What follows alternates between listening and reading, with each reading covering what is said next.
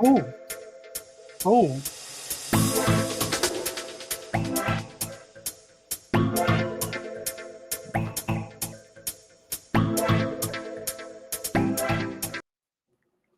Hi. Well, hey, everybody.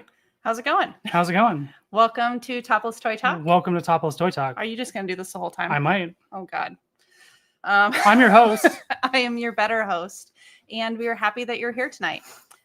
Today, we've got a super exciting show. We have a special guest. We have YABOYSGOTTOYS, who's going to be joining us today. We snagged him right out of the internet because he joined... Who was it? I don't even remember. I don't know. He's he on tried to so many live things. stream Topless, and we're like, "Hey, buddy, guess what? You're doing this Like, one. we know you're comfortable with this, so You're comfortable with the body." So we have YABOYSGOTTOYS joining us here in a moment, but we are going to go through Rob's toy dump, what we got in this week. Which, spoiler, I didn't get anything, and Rob's got a huge pile of crap. So we'll see. I shouldn't say crap, but I don't know. You got a huge pile of stuff. Let's say that. And my favorite conspiracy theory this week. But without further ado, let's get YABOYSGOTTOYS in here. what are we doing? Ado. See, I used a fancy word. Hello. Ooh. Welcome. Dave Wonder messaged me and he said, do 1,000 push-ups before you go on Topless. And I got to be honest, I don't think I can get to the 1,000. I don't know how he does the 24-hour stream. I got about 6 in, so. But I do like the pasty look, though. You are definitely the first guest to do that. Like, we've had guests not be on camera. We've had guests fully not buy in. We've had some with this, but you are the first to do the pasties. Yeah. Well, I was lucky enough to get a sponsor. Don't be fooled. This is a big bad tit store. So, search the internet at your own risk. But, the logo just looks like something else that might be familiar to you.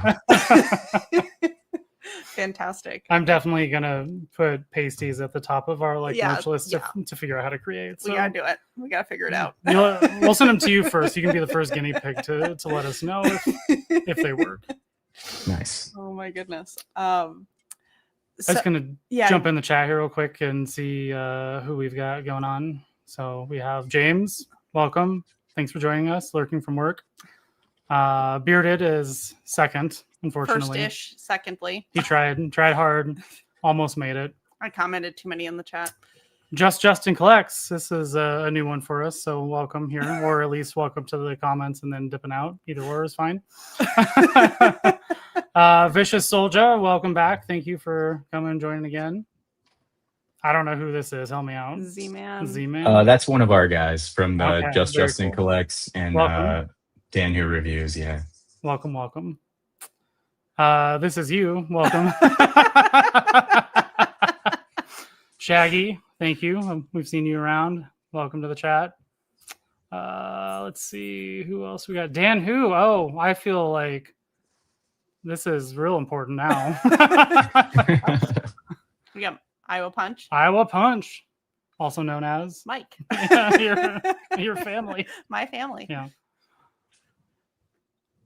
What type of party have you invited? Best kind, Dan. The Yeah. best kind. Yeah, This is yeah. an American party. Oh, still here. Okay. Well, thanks for hanging in for the first 12 minutes. We'll see how long you stick around. No. Yeah. Thanks for having us chat. Thanks for also chatting with us on the go, wherever you are. Yeah. Whatever you're doing. If you're working, not What? working. James is from work. I know. so. James from work. Good job. Yeah. So, Alexi, tell us a little bit about yourself, as much or as little as you'd like. If any sort of identifiers, grade school, mother's maiden name, like those are all Social security numbers, credit cards are really appreciated. Yeah, of course. My first car was a Ferrari. No, I am Your Boys Got Toys, or a lot of people know me as Alexi because I dox myself all over the internet. I'm not afraid to bear it all, as you can see.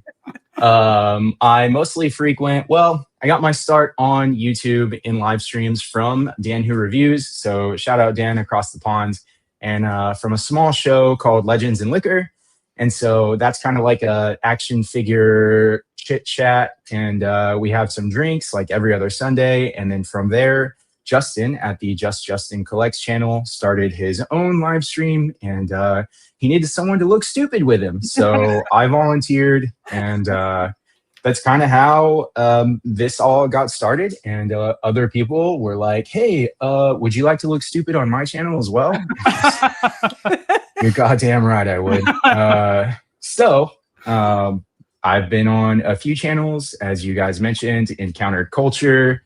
We do like a recap show every Thursday or Friday that we continuously call Free Year's Day because we're not sure what day it's going to be each week.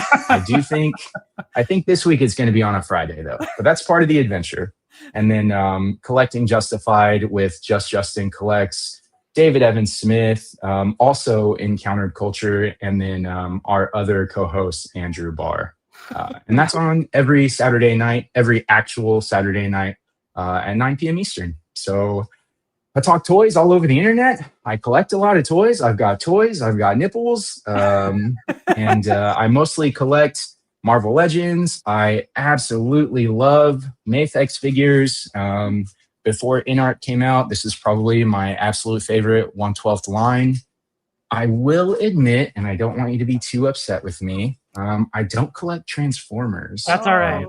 That doesn't mean that I don't know anything about Transformers. I watched it as a kid, but I don't collect any Transformers. my Transformer knowledge is probably subpar to most Transformer collectors. I mean, for someone that has hundreds and hundreds of Transformers, really like the you toys. would really think that you know all the details. Yeah. And people like, come at me and they're like talking about super deep lore nerds. things, and I'm just like, I have to like Google it real quick. I'm just like, oh yeah, I totally know about that. Well, and on our latest video where he was blindfolded and guessing the Transformer, there were like several people who were like, oh, that's not very hard. Like, you should know all your Transformers. Like, buddy, come on now. Really? I don't know. I don't know if I could. I mean, Captain America. I mean, could you guess like solid. your Marvel Legends? Like, if you had a pile of them just randomly, do you think you could guess them all blindfolded? Honestly, while I was watching your video, I was asking myself the exact same question. And so, you know, some of them that are like pretty distinct, like this guy has claws. I'm pretty sure I know who has claws. You know, but, I think a lot of it depends on what accessories they may or may not have and be holding. You know, like I mean, he's pretty unique for the most part. Yeah. Kentucky Waterfall, that's a Bishop giveaway, right? If you put like 5 different Spider-Men in front of you, you know, it might be a little tough, right? Yeah. Yeah, that would be tough. It would be a fun video though. I'm gonna have to pitch that in our next executive meeting for any of the 7 channels that I'm on. I took note of all of these. Like every time we do one of these shows and have somebody on, I probably gained 3 to 4 streams like that we add to. Pretty much the only thing we watch now are other people's live streams. It's like we cut out Netflix, I mean, Amazon mostly. Prime, Crunchyroll, like it's all gone. It's just live streams. Well, except for right now because it's October, so we're watching a lot of like serial killer and spooky stuff, and like weird stuff here this month.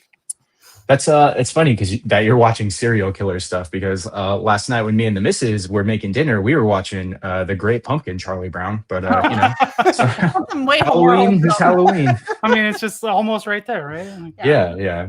We were watching the Ed Gein documentary on Netflix. Actually, I don't know if it's a no, it's not a documentary. No, it's not.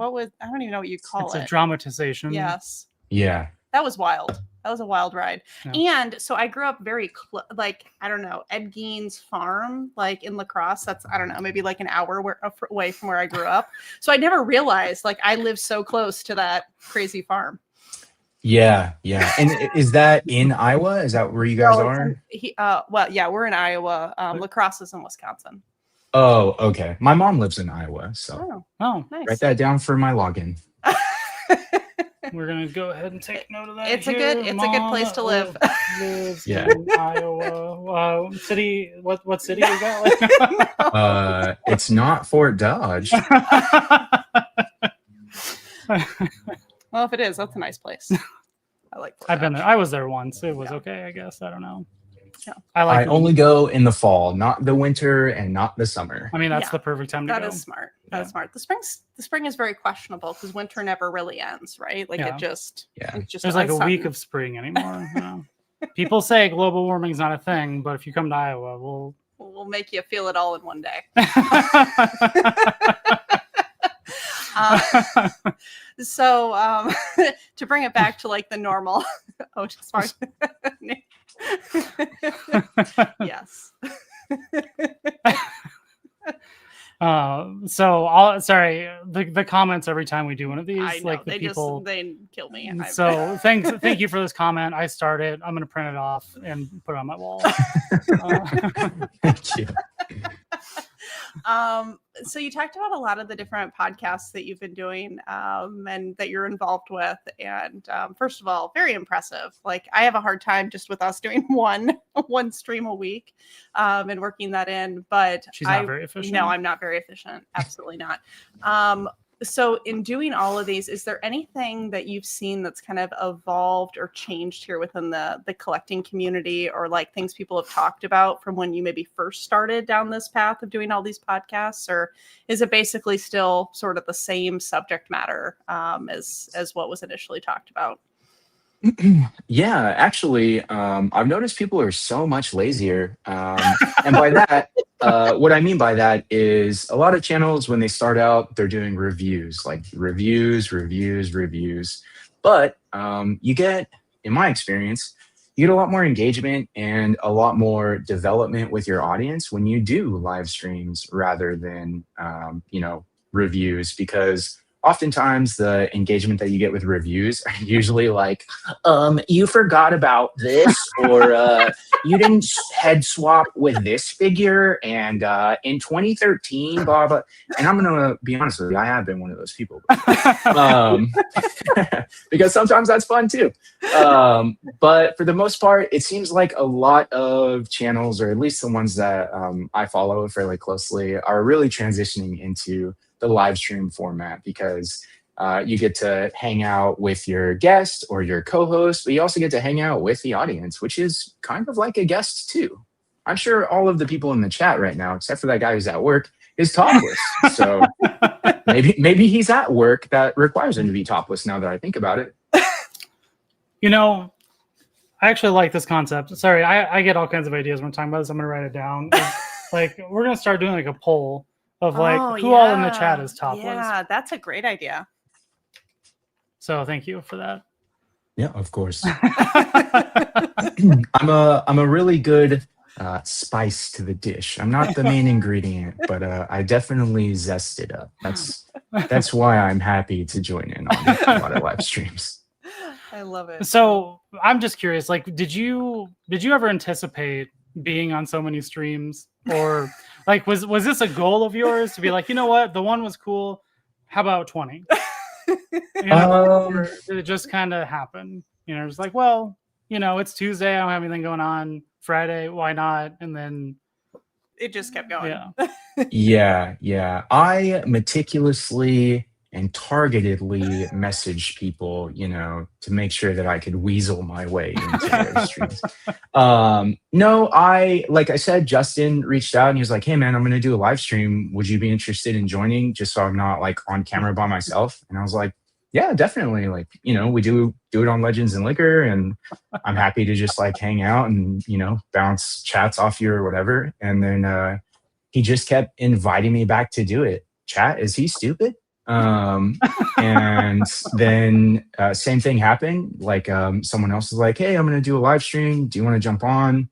And then more recently, I went to Toy Migos meetup. So like, if you're not familiar, Toy Migos is a pretty big channel in the community, and they're based in California, which is where I'm at. And so they had a meetup, and I'd been following their channel for a while and interacting with a lot of people in their sub community. And then I got asked to go onto their Chat Migos, which is like one of their subgenre shows, and just like talking to people.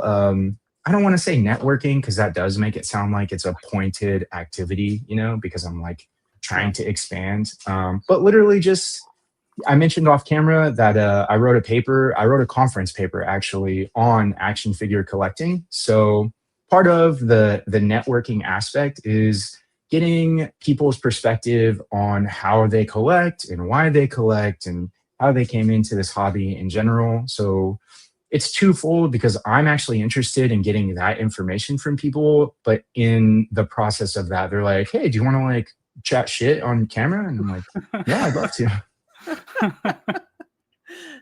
That's fantastic. Yeah, that's I love fantastic.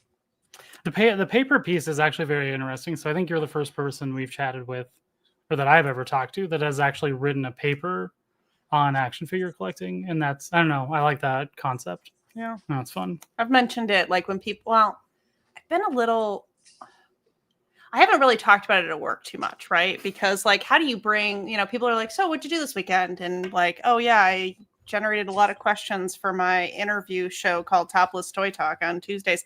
Like, it's hard to work into like a normal work conversation.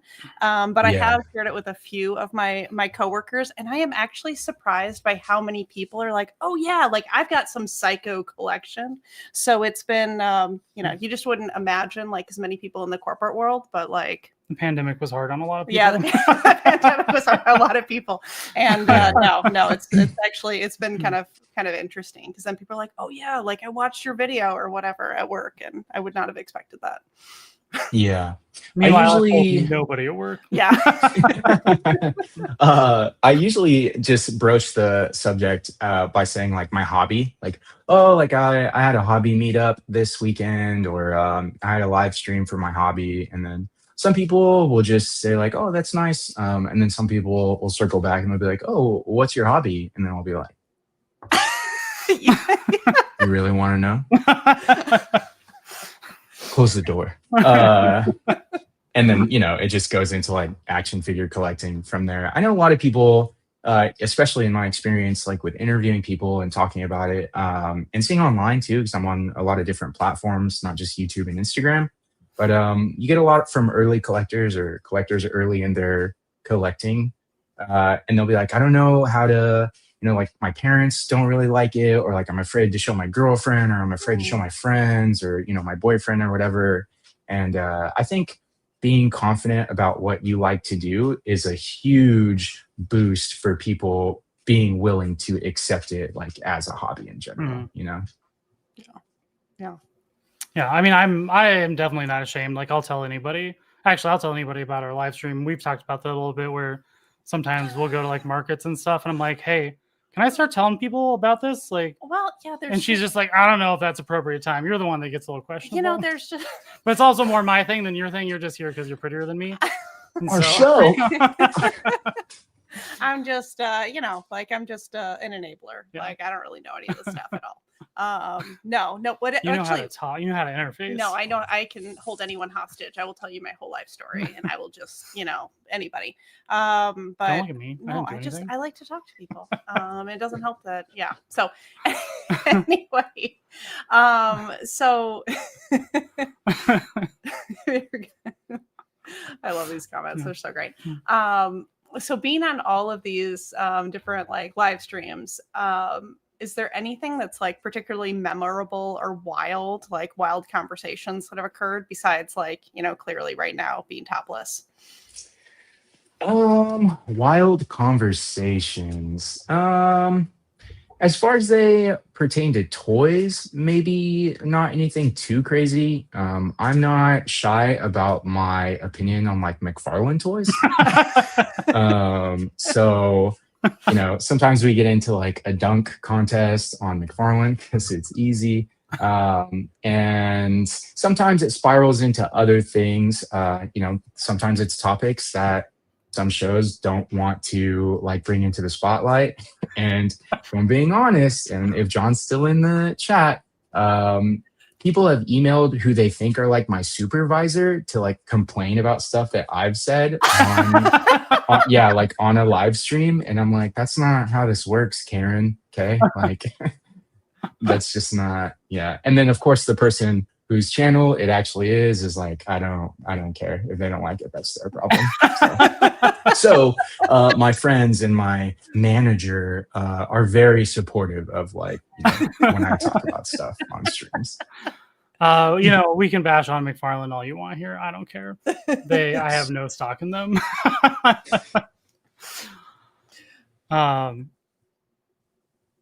Sorry, I had a question. I lost it because that's who I am. Yep. So whatever.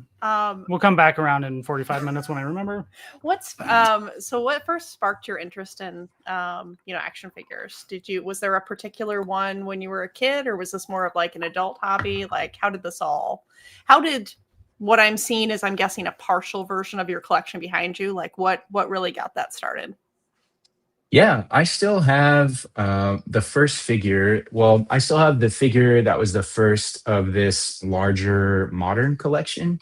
But I also have a shelf in my detolf for my childhood toys. So I have about 6 or 7 of the 5-inch Toy Biz, like X-Men figures, like Cable. In fact, I have the original version of the X-Men 97 Wolverine that just got released. He had like the pop claws and everything. When I was a kid, I basically grew up as an only child. My parents had me really young. Can you cue the violin music? And I basically got dropped off at my grandma's house because my parents just wanted to be 19-year-olds, which I get. And my grandma was still working full time. You know, she wasn't retired yet. So I was basically like, there was no iPads at the time. So they were like, here, have some toys. But it worked out because you know, I was really good at playing with my toys and occupying myself. And it kind of just everyone goes through that phase, you know, like just out of high school or around high school where they're like too cool for toys or like stuff that they feel like represents a part of their life they don't want to represent anymore. So back in like 2017, 2016, 2017, my dad and his wife at the time, they got my brother and I have two half brothers, but one of them is 4 years younger. We didn't grow up together until high school. And one of them is like 12 years younger than me. So still got to grow up as an only child. And then my dad and his wife, back in like 2016, 17, got me and the older younger brother action figures just as like stocking stuffers. And it was a Batman figure because I'm a big Batman fan. I read a lot of comic books like Batman as a kid. And I really related to him because he was an orphan and I was kind of like an orphan. So it was perfect for me. And the figure, I kept it on card. It was DC Universe Classics, and it was like the black and gray Batman. He had the pouch belt. And my brother got a Joker figure, also DC UC. And I remember specifically that the labels on the two figures were switched. So my Batman figure said Joker, and then his Joker figure had the title card for Batman. And I was like, what the heckin'? Like, how did that happen? And it was probably just a packaging error because it was like a blister card. So, you know, laminated, like sealed. And I just kept it on card for like through college. And I just had it as like a display piece wherever I was living. And then I ended up thinking like, you know what? I kind of want to open this. It's like the only figure I had. I was at home. I was already out of college. I had a little bit of money because I was like in my field at the time, but like not very successful yet. And you know, I was roasting a little bit, and I was like, I think I want to open that. And then I was like, but what if it's worth something? You know, like everyone when they're unsure, they're like, I don't want to open it. What if it's worth like $1 million? It's never worth $1 million. No. Yeah, it's never worth $1 million. So I looked up a review. That's what people were doing at the time. And the review was good for the Batman. And I looked up like how much it would cost or like, you know, what the value was. And I was like, the difference was maybe like $4 or $5. And I wasn't even interested in selling it. So I was like, yeah, I can open it up and, you know, play around with it. It's Batman. And then from there, I'm sure every collector goes through this. They're like, well, I have this figure, but like, who's he gonna fight? Or like, where's the sidekick? You know, like, he can't just be by himself. And from there, it kind of just sprawled out. I don't want to say like spiraled out of control or anything because it's under control. Okay, it's under control, babe. But you know, I have hundreds of figures now. I don't have as many as shout out to our co-host David Evan Smith. He has over 3,000 figures displayed. Wow. That's impressive. Yeah, it's very impressive. I'm probably in like the 300 or 400 range. I also talked about this on Toy Amigos. I've never specifically, and that's another thing about David, he has a meticulous list in Excel of all of the all 3,000 plus figures that he has. That's I'm a big spreadsheet fan, so I like that. Yeah. Also, I've been really on you to inventory, so we can add this to our homeowners insurance. We just talked about that during our lunch walk. Yes. The problem is I don't want to know the actual dollar amount. And Also that. But I do really want it inventoried for insurance purposes, so I need you to like work through that. We were just walking, get over the hump. Went for a walk earlier today, and I think did just a ballpark estimate, and it came out to too much. How much was it? Too like much. $35,000? No, it's too much. Nice. No, yeah, we should. A few years ago, I was keeping track every month of like what I was selling because my collection, I don't want to say it's alive because that'd be weird. But I'm constantly getting stuff in and I'm sending stuff out, like selling it and everything. So I kept track of what I sold and what I bought for a year around like 3 years ago. And I think it came out to around like $5,000 is what I had spent that year.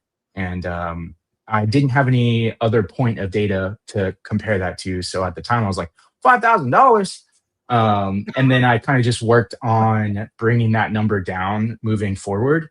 But once you get, depending on what your collecting parameters are, once you get to a certain point, you can say like, I can pass on that figure. You know, like I have 6 Tiger Stripe Wolverines. I don't need to get, the Marvel versus Capcom Wolverine. That's oh shit. But you know what I mean. So it's definitely gone down since the 5,000, and I think every collector goes through different phases of like, I want one figure of each of this character and, you know, only one to represent it. And now I have like 8 Wolverine and like 12 Spider-Man and like 7 Captain America.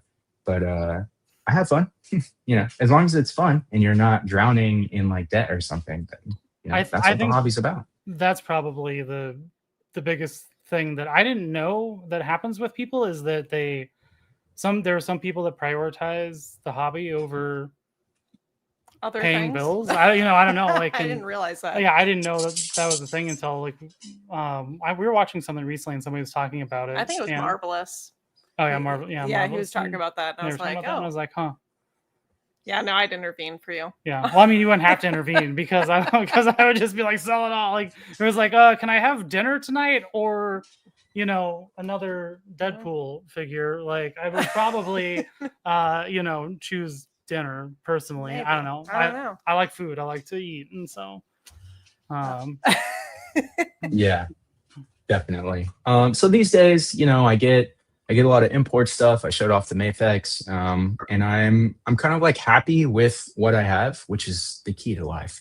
And just, you know, get something. If I get something in, then I feel like I have to send something out. And if I haven't played with it, or I haven't like rearranged the display or looked at it and thought like, boy, do I like that, then I usually part ways with it, because there's always going to be someone out there that will enjoy looking at it and will play with it and will pose it around. So if you're not enjoying it, then, you know, pass it to another collector who will. Yeah, that's actually what I am in the process of doing. Like I am starting to prune down. Why are you rolling your eyes? I'm not rolling your eyes. I mean, you're starting to. Yeah, you got your like, eBay. I have listed like a ton. eBay sucks, so like I need a better. Well, you listed everything at eBay at like the max price. Over the max price, because people come in and they give like the lowest offer. I'm just like, if you're gonna give the lowest offer, then at least I'm gonna start high to like counter it. You know? Yeah. Like, but I mean, and you're also bitter because you listed something accidentally for $8. Oh God,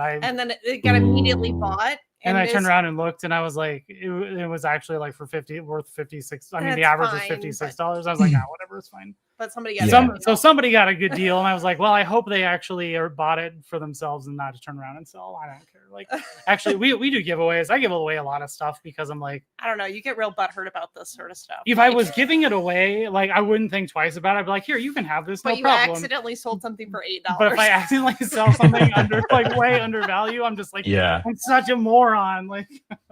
But no, so it's like I'm actually kind of in the process of unloading a lot of my Marvel Legends just because I have a lot of Transformers, and then I kind of got, I mean, so it started with Transformers, you know, to your point of like everybody has a thing, and it's like, what do they fight, right? So it started with one Optimus Prime, and then it went to a Megatron, and then I was like, well, you know, they can't fight forever, right? They got to have friends, and then now all of a sudden we have 800 Transformers in the house. I still think that's a low estimate. It might be. I don't know. It all depends. I mean, it might. We've got like 20 in this week, so whatever. We're going to TFCon next week. We'll likely come home. You keep saying like TFCon. You're like, oh, I don't really need anything, and it's like, yeah, right. We'll like, find something.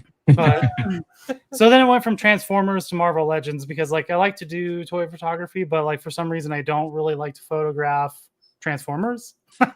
It's weird. Like I like Transformers are my main collection, but I'm just like, I don't want to put you in pictures. Yeah, they're not as close. I mean, they are, but they aren't. And so, you know, Transformers led to Marvel. Marvel led to import figures, and import figures led to more import figures. So like you said, you mostly collect Marvel Legends. Was that like where you started for a lot of your like larger scale collecting, or how did you zero in there?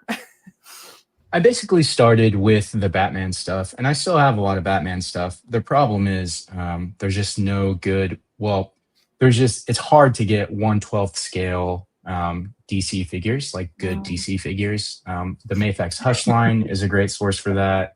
And Marvel Legends is kind of like the baseline for Marvel characters. So back in the early phase of like my rules, I was like, I want to build an Avengers display. And the easiest way to do that is to get some Marvel Legends because they make so many characters, and then build my Avengers display, or I want to build my X-Men display.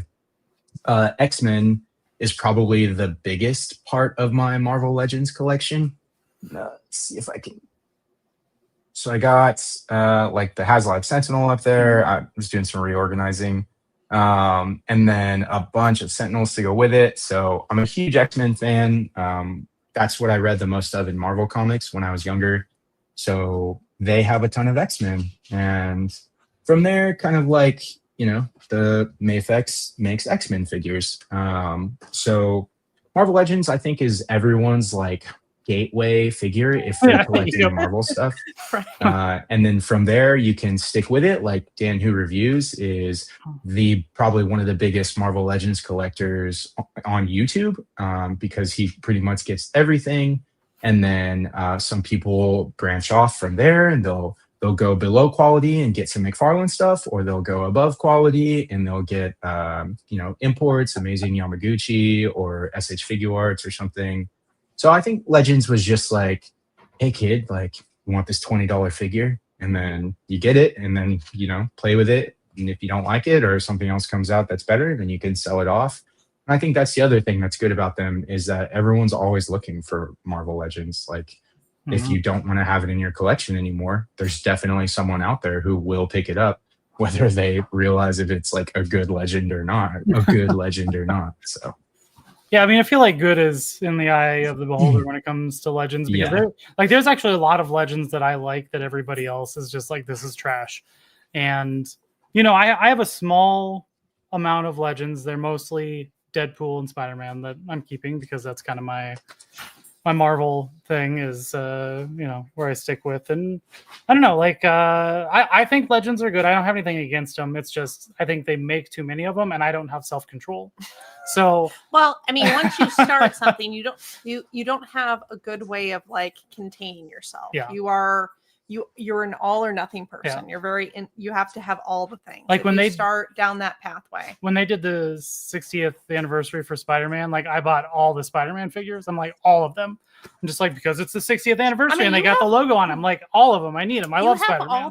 Don't you have all the retro carded Spider-Man? I think all of them except for like the ones that have come from like the Marvel Unlimited, like their and then you just they're in a box because I can't figure out how to. I won't open them because I think they look so cool like on the card, and I had a plan to display them, but then that went out the window, and so now I'm trying to figure out like how to display them. And if I gave myself a year, and I'm like, if I can't figure it out in the next year, then I'm gonna let them go, because they're not doing any good in a box, but yeah, they're so cool.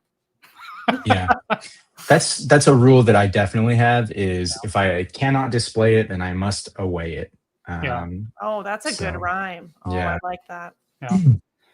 So that, I mean, there's plenty of stuff. Like actually, so I kind of went down a Teenage Mutant Ninja Turtle route too. You did, because of the last Ronin comic. The last Ronin comic. Oh, that like really got you, and then you just started buying all sorts of. The last Ronin led to the Mirage line, so I have almost the entire Mirage line on a shelf in the back room, not displayed because like I'm getting rid of the Marvel Legends to then prune down the Transformers to then free up shelf space to then see if I can put out the Turtles. Like it's a process. It's definitely a process. Madness. It's just slow going, you know.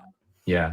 But I sympathize. I started with the last Ronin figure, and now I have all three of the red bandana Mirage Turtles. I didn't get the entire line. I stopped at the Turtles, Shredder, and a couple of the Foot Clan. And that's my Turtles display. But I also have those third-party Turtles, the seasonal names, like Autumn, Winter, Summer. I really like those. I would have just gotten like the Mezco ones when they came out, and then I probably could just let go of the rest, except for the last Ronin. Like that'll forever stay because the boxes make a mural, and I think that's fantastic. That's the So, problem. That's what really gets him. He can't. So Yeah. actually, I'm going to ask this question. So he has a hard time getting rid of boxes. oh, Like gosh. everything that's on the shelf behind us, he has the box in the back room. So they're all the figures still have the boxes. Are you a box person, or do you let the box go? Sometimes I collect outside the box, but sometimes I keep my boxes. So these are my Mezco and my Mafex boxes. And then up top here are some of my SH Figure Art stuff. The reason that I keep the import boxes are because if I decide to sell it, they just, one, it's easier to convince the buyer that it's not a knockoff or something if you have the box. But two, it also, you can sell it for a little bit more. So especially with the Mafex stuff. And because Mafex are so expensive, like from BBTS and not Tit Store, Toy Store, because they're so expensive there, it helps a lot to have the box so that it feels like a more complete purchase, like for the person, especially if they're not buying it from like a regular vendor. And I keep going back and forth on like, do I get rid of boxes? Do I not get rid of boxes? But it's like everything that I sell that I have a box for, I just put it right back in the box and people buy it. So I'm like, I don't know. I don't know if it matters because I bought stuff used like Hasbro don't stuff have though. a box. And so Get rid of that shit. I mean, I got rid of like 12 the other day. And that's probably the most I've gotten rid of in the last 5 years. So actually, no, this was a thing where it's like, because I put all the boxes in other boxes. So they're all stacked nicely.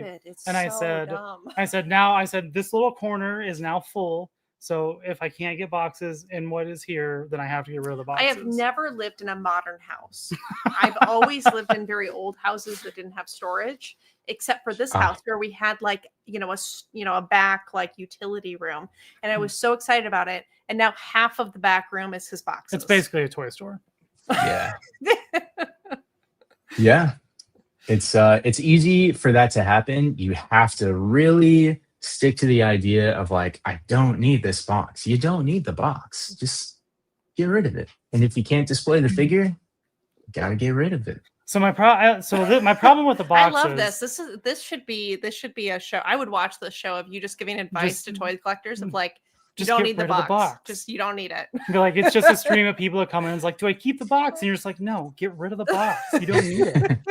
I'll be like a psychic. I'm sensing 6 boxes in the audience here. Six boxes. Anyone? No. 7. Hasbro boxes.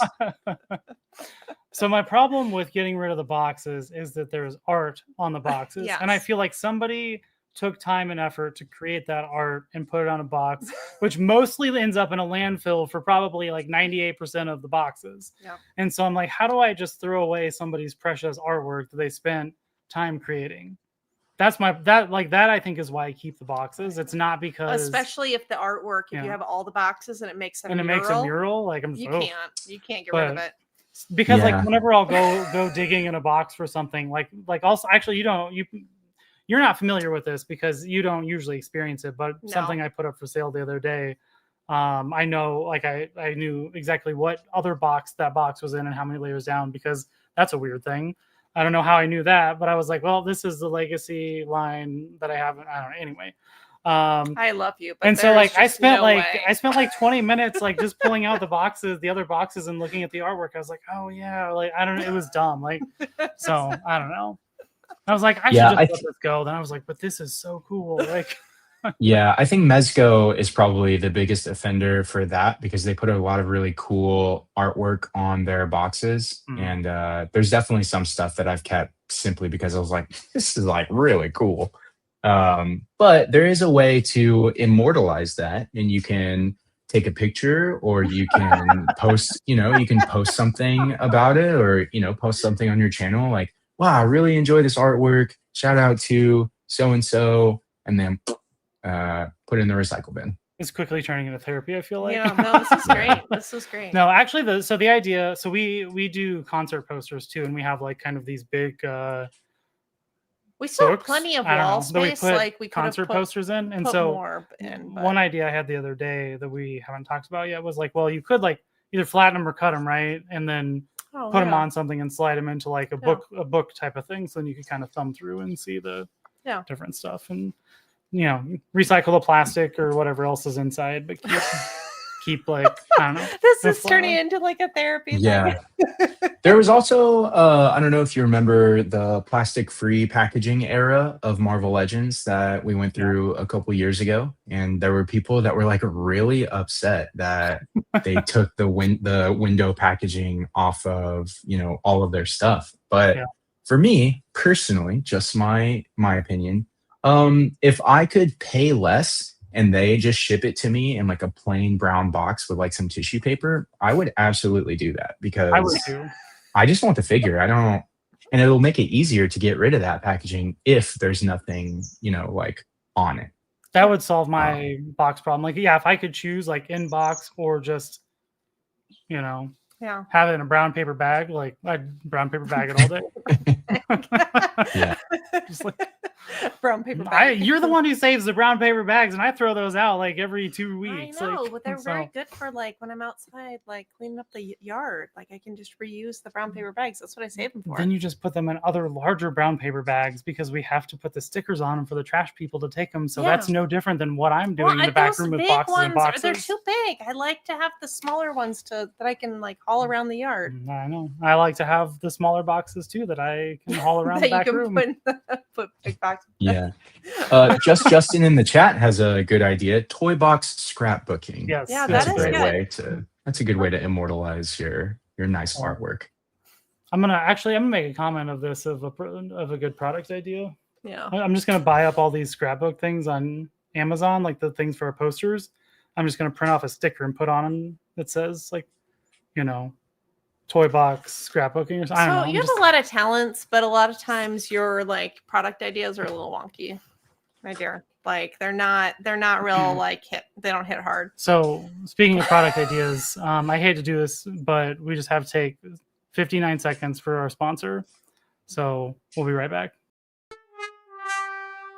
Are your action figure scenes looking lame? Do your epic battles lack boundaries? Is your tiny town fenceless? Well, say goodbye to flat bat traps and hello to only fences. The prop masters at Corrupted Collectibles bring you the most awesome 1/12 scale fences to level up your action figure photography. The white picket fence is perfect for suburban showdowns or a chill backyard barbecue. Are your monster figures going rogue? Secure the perimeter with our industrial strength chain link fence, great for gritty urban scenes or top secret installations. But wait, there's more! For those tricky situations, grab our revolutionary invisible fence. Keep your figures in line without blocking the view. The possibilities are out of sight. Stop letting your action figures roam free. Give your dioramas and photos the extra edge they deserve. Only Fences has the scale you need and the fences you crave. Don't delay. Get your 1/12 scale fences today. Visit us at Corrupted Collectibles or call now. Your action figures will thank you. Only Fences. Fence it up! I hate that I walked right into that dumb. That is not at all what I want to do, is promote this dumb idea, but somehow you always find a way. You spent like all weekend trying to figure out how to make these stupid fences too. I know. You tried to make a template. It's basically to troll you, is all it is. That's what I love, is that your whole life revolves around trolling me. Yeah. I mean, it's you or the internet, and you're easier. Yeah. Speaking of trolls, though, you did have someone, I forget who it was, said, I think it was just Justin, trivia. We were supposed to ask you about trivia. So what is the deal on That's that? all the time I have, guys. Thanks a lot. Have a good night. Appreciate it. Yes, trivia. So on Just Justin Collecting Justified stream, annually, we do a trivia show. And last year, I took home this beautiful Swarovski crystal. It is Swarovski, trust me, okay? This beautiful Swarovski crystal medal, or what would this be? An award, I suppose? Because I took first place, because I'm the best. And this year, there was, I suspect, and I'm not technically allowed to say because my attorney has advised me not to, there was certainly some collusion on the back end. And there was some question redistribution, like while I was on the clock. So it really felt like they were gerrymandering the way that I was going about the competition. So naturally, I lost. But you know what they say, the best man won, and then David Evan Smith won after that. So again, shout out to Collecting Justified. We're 49 minutes in the stream, so I'm pretty sure I can cuss. You piece of shit. David, enjoy it while it lasts, because once you're at the top, everyone's going to be gunning for you. Fantastic. Fantastic. I love that. I feel like somebody's not bitter at all. Nope, not bitter. I'm working through it. Just a few more Marvel Legends and you'll be there. Yeah. So it's all, real quick though. So the trivia is only annually. It's just once a year. Just once a year, yeah. I'm gonna have to pay attention to that so I can. Yeah, I see. mean, it would be awesome if we did a little expansion. Maybe got like a couple other shows involved. But it's a pretty full production. Justin is the quizmaster. We have 3 lifelines. We have I don't remember how many questions because I usually drink through the whole thing. But I think we have like 20 to 30 questions that we work through. You can steal points. You can pass. It was a lot of fun. And in fact, Trivia 1.0, our first stream was probably our lowest viewed stream like of the channel's history. But this year, it's like pretty high up. So after we built the audience up a little bit, it's gotten a lot more traction. So, and ironically, David didn't want to do Trivia 2.0. He was very against it. But it's kind of Justin's like baby of the channel. So, and I won last year. So of course I was happy to do it again. I mean, so like, but the questions, so are they just like action? I don't want to talk about it. No, but I'm trying to figure out, like, would I actually know any of the answers? Because I don't know anything at all. We could go back and watch the replay. Like I said, I was drinking the whole time. So I want to say they're questions like this company is known for their 7-inch style figures, and they do mostly DC characters, but they also produce like other properties. And you know, you've got about, I think it was like 10 or 15 seconds to answer. So like the answer to that question would be McFarlane. And then it's, you know, he gives enough information. I got yeah, but we also had some questions that were specific to like the actual hosts of the channel. So but it's a good mix. Like I said, the one we did this year has a lot more views than the one that we did last year.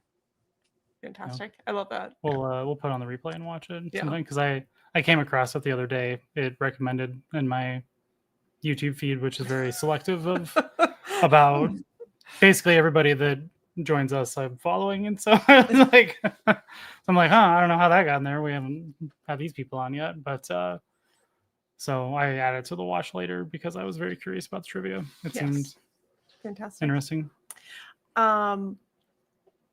I am curious of like your figures though. Like, so if your house was on fire, like, and you had to, if you just could only grab one figure on your shelf. Why is it just one? Just one. What is it? Okay, maybe 2. You've got 2 hands. You could only grab 2. What would be? I know you. So there's a laundry basket on the way. You grab whatever you can grab and shove into a laundry basket. You have a plan for this, but I'm just saying, a normal person, if you could grab like 1 to 2 things off the shelf, what would be those 2 things? Sarah, grab Unicron. I'm going to shove all the 800 other ones in a box and hopefully out the window. Well, so before I answer the question, if you had the insurance, you wouldn't have to grab any of the figures. Right. You could just, in fact, you could push more figures into the fire so that you can cash out. Yeah, exactly.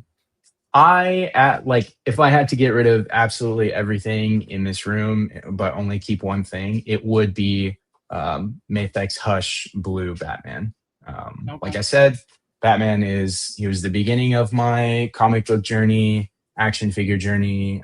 He will be the end of my comic book action figure journey. I have the blue Hush Maythek's Batman.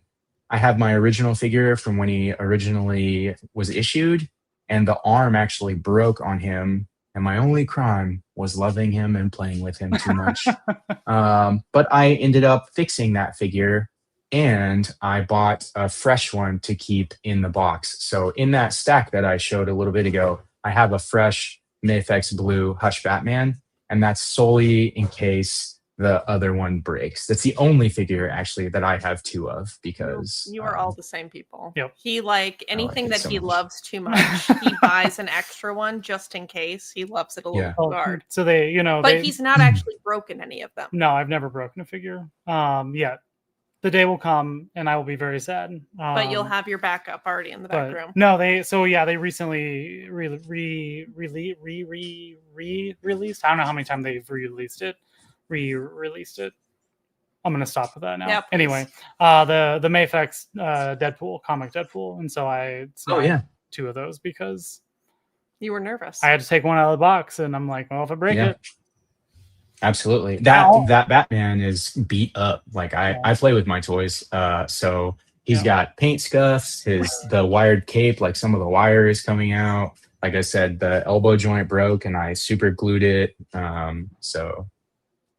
Emperor Antonio of Seatopia, beautiful place, I'm sure. What's your Grail Batman collectible? So, my Grail Batman collectible is the DC Collectibles animated series Batcave playset.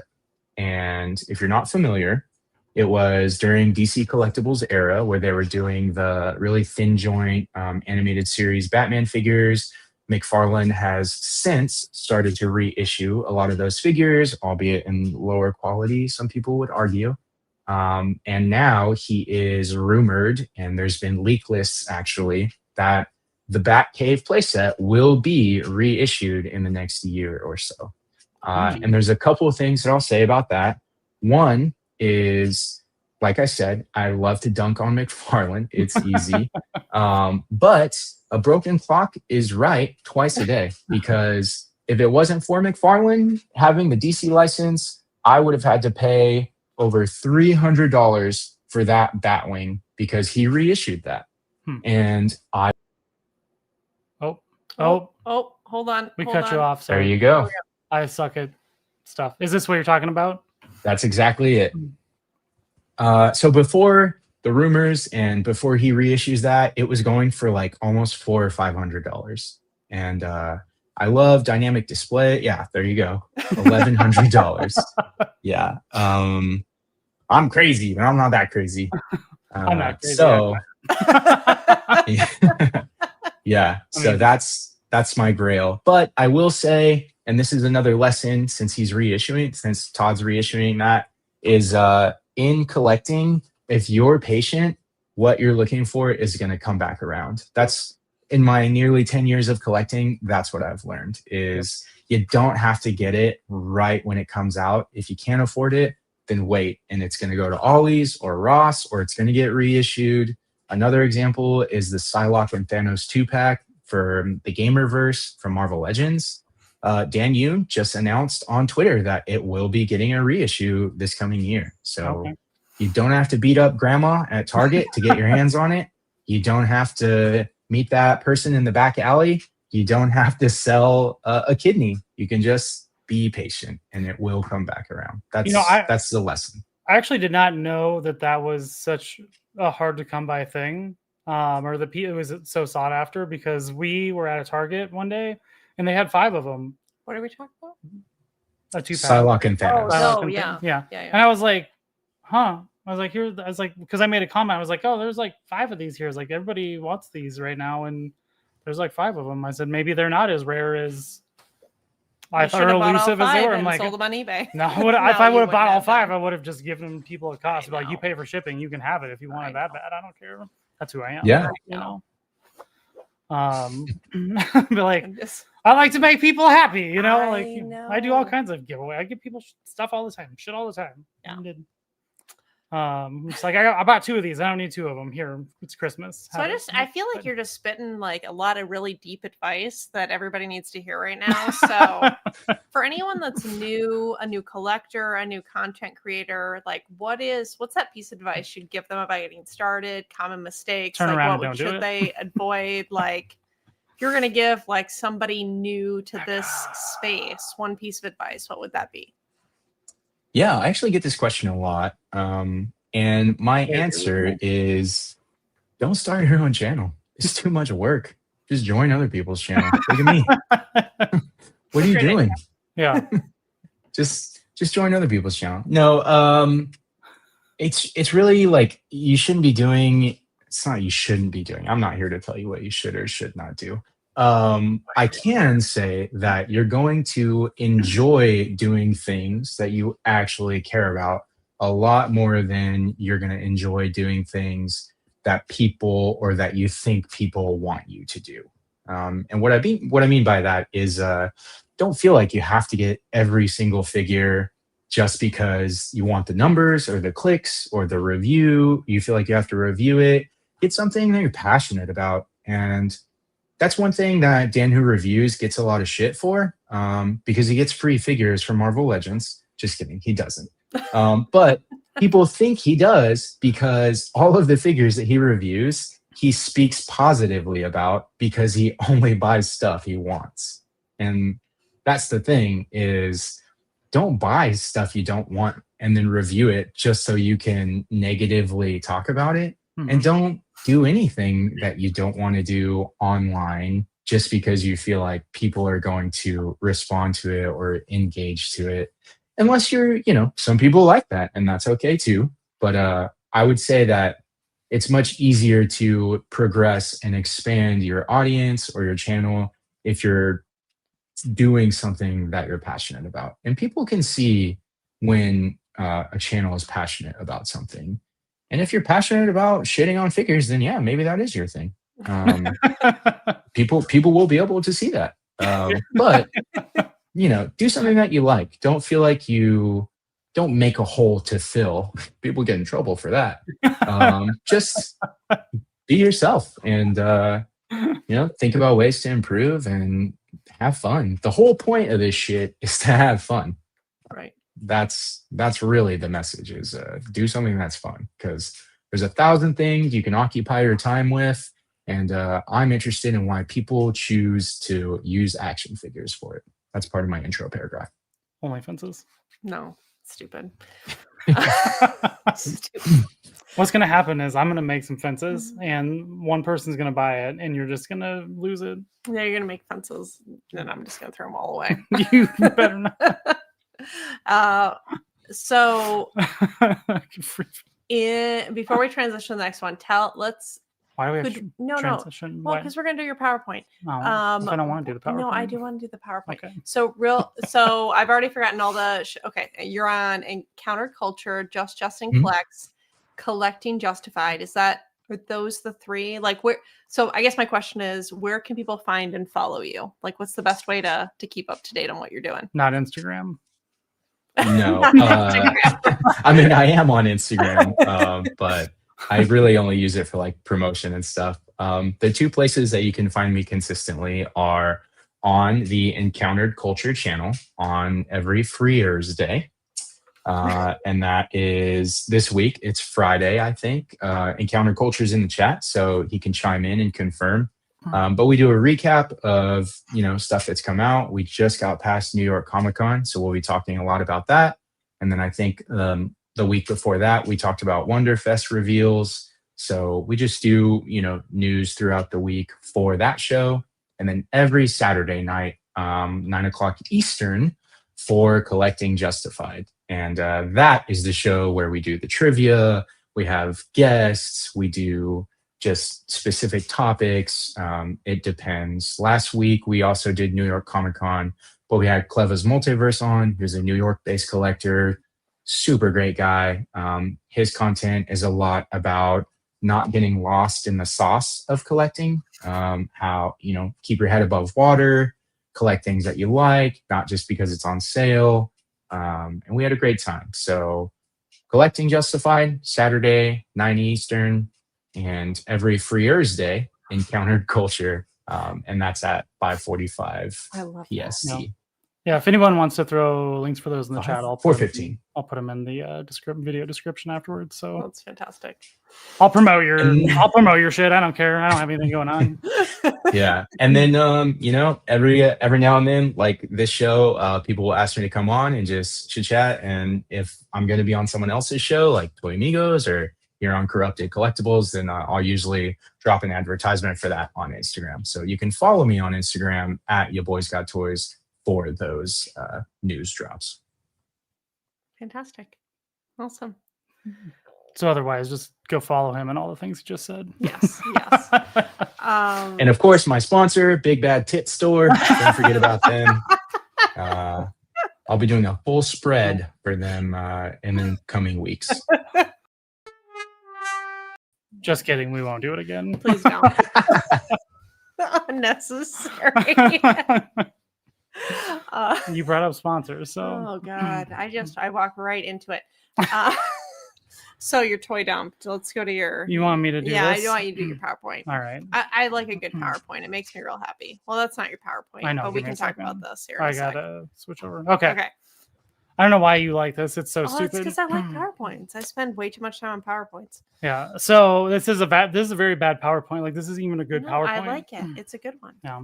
But so this section is called things I purchased or pre-ordered this week that I totally didn't need because I don't really You don't need need much. much. So this is like a YOLO park. It's like a little RC model kit. Oh, not another Um, RC model I- kit. I That last don't- one was so horrible. Yeah, I know. It was too small. Yeah. We broke this the is even smaller. shoulder. I think it's only like like this.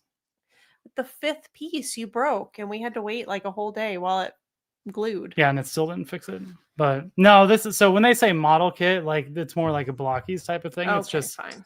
it's very simple. It's like a Build-A-Figure. Yeah, it's more like a Okay. Build-A-Figure. Okay.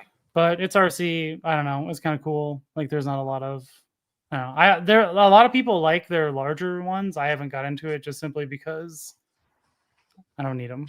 And so, but this one was the right price point and size. From like this would be fun to put on the desk and mess around with. I don't know. Anyway, so lots of Transformers stuff this week. You know, New York Comic Con. We're doing some new Seekers. So our wonderful Seeker shelf up here that you designed is definitely going to get completely replaced with the Studio Series 86 mold, and that'll be fun. And so, what will we do with these that we have up here? Make them a guessing game because all the Seekers look the same. It's just No. different colors, so it'll be perfect. I'm like, nobody will probably want them now. Now that we got better stuff here, we'll see. I don't know. Somebody said Yellow Park. Okay. All right. No. So I don't know. All right. I'll take Prem to the first Yeah. advice here. Thanks, Prime. Wind Charger. I don't know why I have two of the same picture here. Clearly, I messed up that slide. Yeah. Didn't pre look at that I one. don't know. That one doesn't look very good. You know what? I don't care about your opinion. That So doesn't this look, the last two look great. This one just looks very meh. is also Studio Series 86. It's more impressive in the alt mode. It has a really good looking alt mode. I wish I wouldn't have copy pasted that picture wrong. So I'll find it later, maybe. Who knows? This actually came in this week. So this is was the Comic-Con exclusive. It's Nemesis Prime, and he has some minicons. I don't know. It's an Armada figure. I know, like you're probably gonna be like, "Why'd you buy this?" Because this is Yeah, not in you scope. said you were not going to buy any Armada stuff. I Con don't- exclusive. Trying to get it. That Con is- exclusive. Yeah, And it you- gets you every time. So aside from the con exclusives, you know, I don't really do the Armada stuff, but it was Nemesis Prime. I actually do have the Optimus Prime up here. Okay. You know, they can. Thank you. What What was that again? You want to do that one more time? In Okay. battle. Go ahead. Oh. Yeah, and fight. You go like this. You know, yeah. Deadpool. Yeah. Okay. They're in boxes. Doesn't matter. Anyway, Armada Prime Minicons exclusive. I bought it. It came in. I didn't realize it wasn't a pre-order. I just was like, oh, this is neat. Con exclusive. And then it showed up 2 days later. So these little retro figures here we have in front of us, they're redoing some of these. We got Wheelie. This is part of Walmart. Is this one of the ones in front of us? No. These Okay. are one. So these two did come in this week, Sea Spray and Brawn. Okay. Sea Spray is a very dumb name for a Transformer. No, it's great. Look at It's them. no. Shut I mean, your some of face. these Transformer names are very dumb. Sea Spray, it's a robot. Like, why would you name a robot Sea Because Spray? he's like a little hovercraft thing. No. He goes on the sea and like he's Stupid. got I don't know. Stupid. You know. Not everybody can come up with Transformer names. Like I mean, you. I can come up with great Transformer names. I don't know what you're talking about. So that's what I'm saying. Not everybody can. But yeah, Walmart had their collector con thing, which I think is garbage because it's in the middle of some other convention and it's stupid. Just put the stuff up. Do you get into that, Alexi? Like the Walmart like collector cons or any of these? I've ordered from the past few years, at least one thing from the Walmart Collector Con, like a Prowler from the Spider-Man line, and then the Hydra Captain America, I think was the most recent one, or Prowler was before that. So I at least pick up one thing from each because they're always exclusive. And I learned this year, I'm a piece of shit. I am a real collector. And I did learn that Walmart, if you guys didn't know, had a booth at New York Comic Con. So Oh wow! Oh, I did not know that. Huh. Yeah, so Art G, who has his own channel, he was exploring all the booths and he ended up getting stuff from the Walmart booth that was there available from their collector con. So you could buy stuff that they were selling online from their Walmart booth, which I thought was that's very interesting. I did not know that. It's very funny, actually. Yeah, I only learned that this past weekend. We gotta go to one of these coastal Comic Cons. Yeah, we'll get there. We'll get there someday when we have more vacation time. So I'm a little indifferent about this one. You bought this? But I definitely pre-ordered it. So this is Why is the blaster? Well, if you shut your mouth, I'll No, tell it you. just looks. What is that blaster like going up in the air? Do you want me to tell you? Yes, I do. All right, I'm I'll tell you. just real like that looks stupid. So in the Transformers comic series that I'm reading, Yes, dear. you know how Optimus Prime loses an arm and he Yes. finds Megatron's arm and slaps it on him. Yep.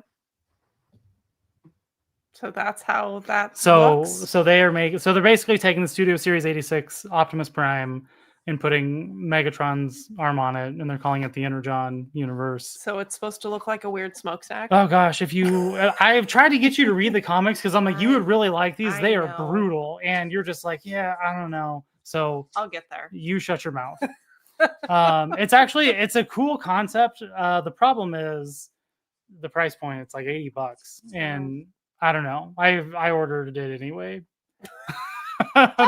because I'm like, because Price point's a problem, but fine. It's I'm not just like, whatever. Well, so the stupid thing is, so I ordered a second, Studio Series 86 Optimus Prime, and the third party like upgrade kits that I occasionally get for certain things. So they made a DNA upgrade kit basically that comes with an arm and stuff to convert the Studio Series 86 Optimus Prime into this figure. Mm-hmm. But then I bought, so I have that ordered, or it might be coming in my pile of loot that I shipped.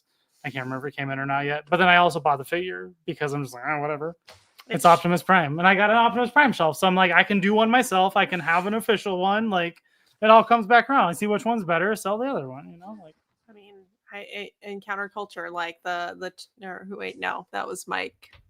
Said like, does it go toot toot? If it had like the visual of like saying toot toot above it that I could plug into that, I'd be okay with that. Yeah. Well, here, let me go edit my PowerPoint real quick. I'll do that right now. Right now. Okay, fine. So lots of new Transformers stuff this week, which shouldn't be a surprise. It was a Comic-Con, and but it's all. I mean, it's pretty low key, to be honest. Like we have this is really. This is like $10 or something. Like it was cheap. You don't have to justify it to me. I'm not trying to, but I'm just saying like these are the 86 spots, right? That I'm just saying that one looks the dumbest, and that Optimus looks second dumbest. Yeah, you know what? It's a good thing I don't care about your opinion. So.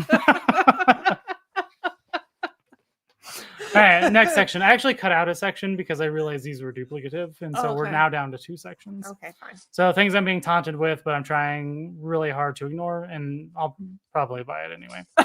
So, This looks cool. so this is I like the colors on this. the TFCon exclusive this year. We're going to TFCon next week, and so so the problem is, so the last TFCon I went to in 2022, you can't see it because it's over here, and I'm not gonna get it because it's big. But I don't know if anybody is familiar with like Genrai and the God Bomber, kind of from the manga, anime, Japanese stuff way back when. Anyway, so they made a Delta Magnus, which is basically Ultra Magnus's version of that figure, and he was the 2022 TFCon exclusive. And I got him, and I'm like, he's cool, but I'm not really connected to the character, but he's cool. And so like the TFCon exclusive is kind of like the memorabilia, the special thing to take away. Yes. And so I'm on the fence because I'm like, you're definitely going to buy this. I don't know why you're even contemplating that you're not because I'm not super attached to the character, and and after getting this one, and I'm just like, he's cool to sit over here, but I'm also not super attached to him. I don't know. We'll see. If I don't find anything better, maybe. But I mean, look at those colors. I like the colors. I'm a big fan of the neon. The neons. I'm all about the neon. Yeah. So this is a third-party figure. It is. I got their lady bots up here. I'm trying to remember. Anyway, it doesn't matter. I don't know why you look at me like I know. I know. So it's a jazz figure, and so like this has actually been out for a bit. It seems to be going over pretty well. Like I think it's highly stylized, right? And I just kind of want it because it looks cool, but it doesn't fit the scope. So I'm trying not to buy it, even though it looks cool, and I think it'd be fun to have. And we talked about this the other day with somebody, Voltron, but I'm like, I need a Voltron for my collection. I'm just not sure what Voltron to go in on. And this one is up for order, and people seem to think it's okay. Lucky Cat, I think, is. So the if brand. any of these tempted you to start buying, start adding some Transformers to your collection? Definitely this one. I think the third-party jazz does look really cool. The TFCon exclusive does look really cool. If I started getting Transformers, I'd probably get the non-transforming ones because that was always what pissed me off as a kid about them. Having to pause what I'm doing and then Rubik's Cube them into the other thing and then put it back down on the table and continue fighting or something. So I would go for. Last time I went on a work trip, which has been a little bit ago, but there was a dad trying to transform a transformer for their kid, the seat next to me, and I almost intervened to transform it for him. I was like, you know what, that would be super weird. I'm just gonna let this go and let this guy struggle. Because that's the real dad thing to do. That just means a lot to me that you almost intervened. I did. I almost, because I'm like, nothing about Transformers. I don't, but I definitely could have. I definitely could have transformed that Optimus. I would struggle. It's highly unlikely that you could transform 90% of the stuff here, but the fact that you thought. I thought I could do it. That just warms my heart. But I'm also a little overconfident with my skills sometimes. I mean, it's fine. You could have figured it out. You'd be flagging down the stewardess. Can you help us, please? Right. Oh, is that jazz? Give me that. I got it. Fantastic. I'm breaking things. Yeah, you're breaking things. Don't worry about it. Just keep talking. Nobody will know. You guys don't transform. I think on a previous episode, you said that you're only doing a Unicron transformation once a year or something. I have not. So I have the HasLab, Unicron. If you transform this Unicron, you're gonna have to live stream that. I would. So I have actually not transformed the 24-hour live stream. That's the idea. Yeah, you could. We're on it. We're on Dave's stream. Oh yeah. But I mean, it would take some time. So the problem is, I like it in the planet mode, and the robot mode, in your terms, robot mode. Yeah, robot mode would look cool. What else would you call it? Just, I mean, when it's not in robot mode, that whatever other mode is in is the alt mode. Yeah. And so it's just normal, Anyway. Okay. We're not going to get into this right now. This will be a really boring conversation for anybody involved. I'm already bored. I know, exactly. So I was like, I know you're going to check out 3 words in because you do not care. So checked out. We're not even going to go into it. So yeah, I mean, I've had him for years and I still haven't transformed the Unicron figure because one I think he's really cool. Two is a HasLab, and I'm like, if I break it, like I'll be devastated because like I can't get another one without paying like $5,000 for it. And so You said if it breaks, it turns into Devastator. What'd you say? no, I would be devastated. I would cry. I would. That weep is good. tears. That is good. Yeah. No, there's a Devastator. I would. back I would there. take the Devastator back here, and I would throw it against the wall and be like, Yeah, but, I understand. Oh So. God. thanks for bringing up that trauma, Sarah. Yeah, no problem. I'm really good at bringing that. I like to talk about people's personal trauma. That really is the thing that makes me the most happy. Yes, I would love that. Prime is talking about it's actually a GI Joe that was leaked is back Oh. shots. Okay. Yeah. I was curious about where this was going. Back shots. So speaking of GI Joes, I definitely don't collect them, but we did get this in this week, and I definitely bought 2 of them. Nice. Was that on sale? Nope. Oh. I just then. really wanted the bunker for photography, and so Mhm. And it comes with a fence. it comes with some sandbags. We could call them a It's sand. kind of fence. like a fence. It's an Almost alt like a mode fence. fence. Yeah. I mean, you can make a. Hold on, sorry. I'm gonna write this down. Are you gonna put sandbags together as a type of fence? Yes, I definitely am. Stupid. We're gonna call it the sand fence. No, I don't know what we'll call it. Oh, now I really did it. Yeah, I don't know what you're doing. I don't know, but I just lost. We everything. probably just canceled out of this whole live stream. No, 'cause there we you're go. done. Okay. I don't know. Like I got this is a Mac, and I don't know how to use it. That is the It's brand problem. new. We bought a Mac and like we don't know how to do any of the things. No, the real problem is I set up like the corner shortcuts, and I shouldn't have set up the corner You keep shortcuts. going into them accidentally. Yep. And so we're definitely getting rid of those tomorrow. Stupid. Okay. No, but sandbags, we're definitely gonna add that to the fence line. Okay. Sandbags. That's Cobra Commander's grandma, right? Yes, absolutely. I don't even know what's going on. You don't have to. It's fine. On that note, What's the no? You look like you have something. You've been trying to say something for like 10 minutes, and is there anything else you want to talk about with TFCon? Because for some reason you have that up. It's coming next week. I don't know. I figured next Is it week. next week? Yeah, it's next. We're leaving next Thursday. Oh God.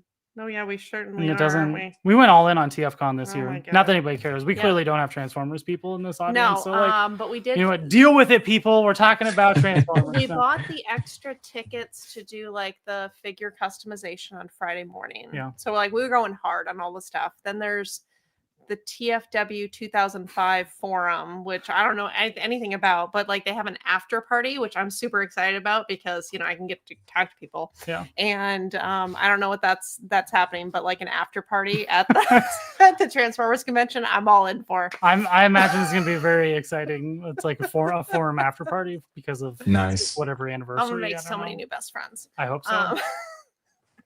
But no, that'll be our whole thing. You know Yeah. what's actually funny is like I have family in Chicago. We probably won't even see them. So, cousin Mike, if you're in here, like I'm probably not gonna see Don and Pauline. No. And tell them to come to TFCon and see us. I mean, they could. We got buttons and stickers. They could. I'm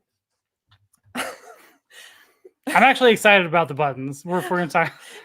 Your story where you said like so your story on your Instagram, like I actually take a screenshot because I'm like, what do you write in these You can like just super hold it. I and did hold then it, but zoom. I couldn't zoom. I could because it was a story. Like I couldn't do it. So I did a screenshot and then I zoomed. You definitely can. I couldn't figure it out. And then you're like, we're gonna hug people, like I we're gonna said- double hug them So yeah, for sandwich, like 45 seconds too long. sandwich hug. Every button comes with a free sandwich hug. You know, like They'll never forget it. no. Never just I'm just saying, like if it's not weird, it's not worth it. Like, if you want a free button that's of a transformer, like oh dear God. you're gonna have to endure the 45-second sandwich hug. 45 I feel like You know, like 90% I of feel the like stuff. people could press charges for something that long. If I'm just like, here's your button, come in for the hug, and they come in, it's on them. Like that's their And they decision. get it. Yeah. Like that's their problem. They accepted the button. God. Yeah. And they accepted the hug. Like, It's a social contract. yeah. Deal with it. No, I don't think there's anything TFCon wise to talk about yet. Like, there might be, because they've just announced some of the guests, and so I'll be curious to see. Like, but it's not even that many yet. The guest I'm most excited about is Rick Alvarez. So Rick Alvarez is like he is a real collector psycho, and I mean that in the most loving way possible. He collects 2 of every Transformer thing. 2 of everything, and he used to work for Hasbro. So he has things that there were only 1 made of, and he has that 1 or 2. Or 2. Yeah. And I can't. So what was funny is like this is you have him up right now, so you should show that. But we met him at real life. No, we met him in real life at TFCon. We're going back to this. And then we went to bed. I know we already talked about this, but I'm still like really obsessed with this. So we met him in real life, and then we saw him on the History Channel. They had a show that evening in the hotel room, and he was on it. And I was like, "This is like a 360 of Rick Alvarez. Like, how does this happen?" You were so excited about that. I'm not over it. But I mean, he told us that he was on the show too. Like, so. I mean, it was a weird coincidence that like we went back into the hotel and the show was on, but like this is still blowing your mind. Like 3 years later, it is still blowing my mind. But. No, he's actually a very interesting guy because he did a panel where he talked about, was it bootleg stuff? Yeah, it was bootleg stuff, and there was a bootleg. He did multiple panels. Yeah, but that was actually a question that I wanted to ask you guys. Well, I guess the actual Transformer collector. Yeah. What was your opinion on like third party and KO Transformers? Do you dabble? Are you completely against it? Do they fall in your lap? This is where people probably like, you're not a true Transformer fan. I hope Jackpot, I hope you're not here right now. No, he's not, because he said he had a movie. Jackpot is a hardcore Transformers fan. But no, I'm fine with knockoffs and third party. Like, I don't really care, to be honest. Aren't like most of your favorite ones though third party? Yeah, like I think my favorite Transformers are actually a third party brand called Mastermind Creations, and they're highly articulated, which I like because I like to do more dynamic stuff, and that's sometimes what things of this nature struggle with a little bit, right? Like, I mean, they're cool and all, but they also transform as well. They're based off of like a comic series, mostly the designs that Hasbro hasn't really put out any. They did. Well, they're over there. So those 2 over there, Sarah, just for your information, they did a 2-pack of an Optimus and Megatron that were based off of the same comic line that most of Mastermind Creations have based their comic line off of, and so I don't like it's. They're different styles. They're a little bit more. What's the word? Not detailed is the right word. Stylized, I guess. Mm-hmm. And so I really like them. And there's the other brand that I really like is New Age. They make they call it the Legend scale. They're kind of smaller, like about like that. Oh, okay. And they make good desk bots. Like they kind of have them on a shelf in my office, and they don't take up a lot of space, kind of like these guys. I don't have a lot of actual knockoffs. Like I feel like the actual knockoffs are kind of a different thing because we had a friend that went to Mexico this spring, and she got us 2 knockoff Transformers from Mexico, and we've still been trying to figure out like a video for that because I really want to immortalize those in some sort of video. She said she paid like $1 for each. Yeah. I wouldn't even consider them actually knockoffs because they're not based on, and so it's not like they took an existing figure and then made a crappier version of it. No. Like they just it's just like its own thing that like weird that transforms, but I don't think either of them actually even have a face. So they're real weird.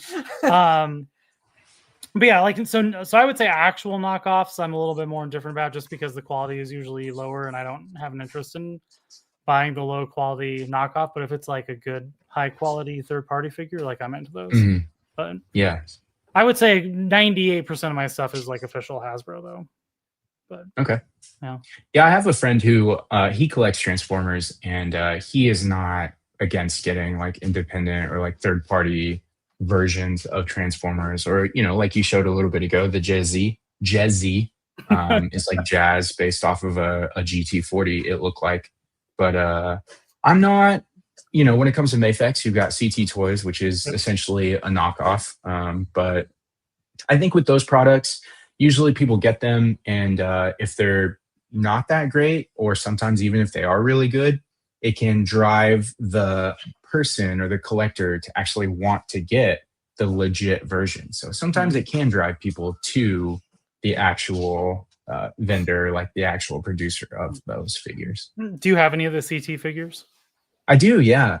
Before they did the reissue of the brown suit Wolverine, I actually got the CT Toys Wolverine, which is a really good figure. And then when they did the reissue of the Mafex, I got it. And there's actually a really subtle way that you can tell that one is the CT and one is the Mafex. On the Mafex box, it says Mafex. So, and on the CT box, I don't know if you guys know anything about that, but yeah. Actually, the brown suit one is the one that I was kind of intrigued about, because I once again missed the Mafex release of the brown suit Wolverine somehow. I don't know, and so, but yeah, I've looked at some of the CT stuff. Like, so I have a few amazing Yamaguchi Marvel figures, mostly Spider-Man, and they've kind of did like the Superior Spider-Man, I think, recently. That one looks really cool. Seem to be into. I'm just not so much into Superior Spider-Man, so I'm stayed away from it. Surprisingly, I don't know why, but I've also seen videos of people at Takara and at Hasbro that are in the Transformers division, and when the idea of like third party or independent producers is brought up to them, their response is usually like, if we're making the right product, it doesn't matter what anyone else is making. So there's just not really a push from the bigger corporations to kind of like wipe out these smaller producers. And I think a lot of people, they're very quick to tribalize the stuff that they're buying, especially McFarlane collectors. And so they'll say like, no, don't get CT Toys. It's not a real toy. And it's like, if you're just having fun playing with plastic action figures, and I don't really give a shit, man. Sorry. Danny, hey, thanks for joining us. Happy to give you a shout out. And Mecha Lover is fantastic. Puts together a lot of great clothing and whatnot, like soft goods. I have to do like the why do you have to do it in quotes? Well, because it's doll clothing, but like soft goods, and I don't mean that in a disrespectful way. Like, it just, to me, it's doll clothing. Like, it's just always gonna be doll clothing, but soft goods. Try and use the industry. Everybody unsubscribes right now. Everybody in Media Land subscribes because I'm being an idiot. But hey Danny, thanks for joining. I think these are import action figures with real life clothing.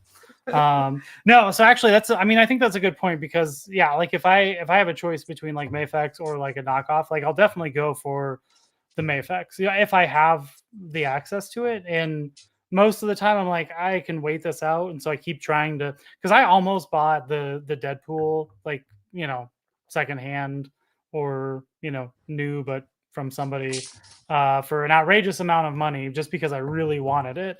And I'm like, I'm gonna wait it out. Eventually, they have to reissue it, right? And and so I don't know. Like the brown suit Wolverine, it'll come around again. I know eventually at some point, or I'll find a deal on one. But I think the handful of either like knockoff or third party stuff that's not Transformers I've bought, it does make me be like, I'm just gonna try to go get the real thing, because it's not like it's super bad or anything, but you can just tell, like, you can tell the difference, like a lot of times in hand, like there's a different feel to them. And so for sure, they're okay. I mean, they're like, and I think that's it. It's like they're just okay. Like they're not bad, like they're not horrible, but they're not the original. So do you want to scroll? You want me to scroll? Yeah, I want you to scroll in that window. I know you kept looking at me, so I was trying to figure out what you wanted. I did. So this is my section, which is conspiracy theory, which is not really actually this week at conspiracy theory as much, but I'm interested to get your thoughts on this, Lexi, because like Rob and I talk about this a lot. So AI, right? Like, it's supposedly going to take all of our jobs and like, ruin everything or whatever. I'm not sure I totally buy into that, but the piece that's kind of the conspiracy theory that I'm a little bit fascinated with is like the fragmentation effect of like how people are going to be able to use AI to create their own videos, to create their own movies, to create, so there won't be that shared impact of, say, Endgame, where everybody watched that movie and we all had that same shared experience. Instead, we're all going to have like 100,000 versions of Endgame that are all going to be programmed by that. So like losing that common touchstone. So, you know, over the years, there've been all sorts of different television series that people would tune into it, I guess 20 years ago or whatever. You know, you'd watch that last episode, or every Thursday night, like this show was happening, and there's more fragmentation. And with AI, that's going to happen even more so. So we don't have those shared experiences. When we go into work, we're not going to have that like water cooler conversation. Hey, did you see that episode of this? And so I'm not sure this really fits into a conspiracy theory as much as like, I wonder what that means for our culture, like American culture, or like the like larger scale, without having some of those shared experiences. So again, Rob and I talk about this all the time because I'm just very obsessed with it. And I'm curious what your thoughts are on the loss of shared culture that is very soon going to happen, even more so with AI. But real quick, I'm curious about this. Yeah. Is this a sarcastic remark, or is this or did some... So Kenny in Counterculture actually made theme songs for everyone on the Free Earth Day stream, including myself. So I actually have a theme song that was made by AI for me whenever I join on his stream. And to be honest, I should have thought about it and had him send me the clip so that I could have you guys. I definitely would have plugged it. Yeah, played the song. It's a very like chipper, kind of like Blink 182-esque, like punk rocky theme. I think it's like, your boys got toys. One bat at a time. Yeah, it's it gets you amped, definitely. I'm definitely and actually, so. Yeah, everyone has a different genre. So like mine's a little punk rocky, but Compulsive Collector, who's also in the chat, his is like very dubsteppy. There's even like a little drop in his little intro. Yeah, thank you. So there are ways to use it for something fun. But like, to answer your question, it's interesting that you bring it up about culture and about AI replacing human jobs, because my fiance and I, we have very niche careers. Like, I'm an archaeologist and she's a crime scene investigator. So AI can't really replace the things that we do. But even like for her career specifically, for a crime scene, they do have a form of AI called Leica, where, you know, in old sci-fi movies or in more modern ones even, there's like a bot that will go, oh, in The Incredibles, when he's hiding, you know, everyone knows The Incredibles.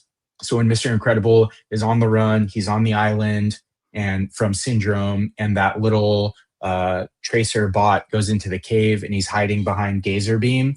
And then the bot just scans. Thank you. I appreciate that. And the bot, it goes into the cave and it's just scanning the whole area. And it basically does like a 3D render of the cave to show that Mr. Incredible is not there.